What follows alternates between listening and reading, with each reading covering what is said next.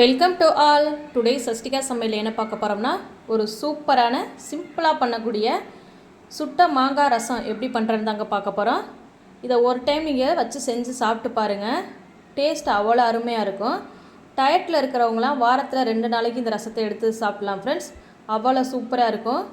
வாங்க இந்த ரெசிபி எப்படி பண்ணலான்னு வீடியோக்குள்ளே போய் பார்க்கலாம். வீடியோக்குள்ளே போகிறதுக்கு முன்னாடி மறக்காமல் நம்ம சேனலை சப்ஸ்கிரைப் பண்ணி வச்சுக்கோங்க. அப்போ தான் நான் போடுற வீடியோஸ் உங்களுக்கு நோட்டிஃபிகேஷனாக வரும். மறக்காமல் பக்கத்தில் இருக்க பெல் ஐக்கானை கிளிக் பண்ணுங்கள் ஃப்ரெண்ட்ஸ். வாங்க வீடியோக்குள்ளே போகலாம். இப்போது சுட்ட மாங்காய் ரசம் பண்ணுறதுக்கு நான் மாங்காயை இது மாதிரி லைட்டாக சுட்டு எடுத்து வச்சுருக்கேன். இதை சின்ன பீஸாக கட் பண்ணி மிக்ஸி சாருக்கு மாற்றிக்கலாம். இப்போ பார்த்தீங்கன்னா குட்டி பீஸாக நறுக்கியாச்சு. இப்போ இதை மிக்ஸி சாருக்கு மாற்றிக்கலாம். இப்போ இது கூடவே 2 பச்சை மிளகாய் ஆட் பண்ணிக்கலாம்.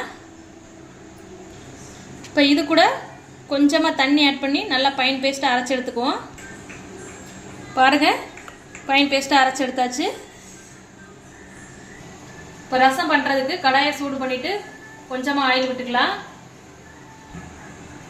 இப்போ எண்ணெய் சூடானதும் இது கூட கொஞ்சமாக கடுகு, உளுந்த பருப்பு, கொஞ்சமாக சீரகம் ஆட் பண்ணிக்கலாம்.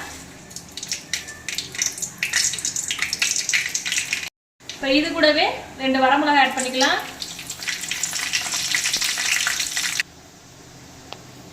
இப்போ இது கூடவே 10 சின்ன வெங்காயத்தை ஆட் பண்ணிக்கலாம்.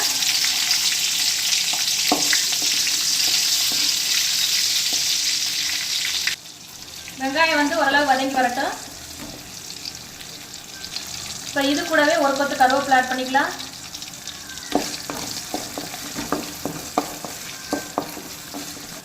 இப்போ இது கூடவே கொஞ்சமாக பெருங்காயத்தூள் ஆட் பண்ணிக்கலாம். இப்போ இது கூடவே கொஞ்சமாக மஞ்சள் தூள் ஆட் பண்ணிக்கலாம்.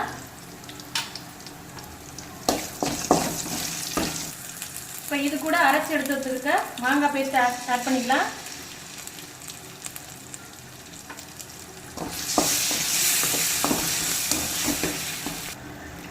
இப்போ இது கூட நம்ம மாங்காய் புளிப்புங்கிறதுனால இதில் நான் 3 கப் அளவு தண்ணி ஊற்றிக்கலாம்.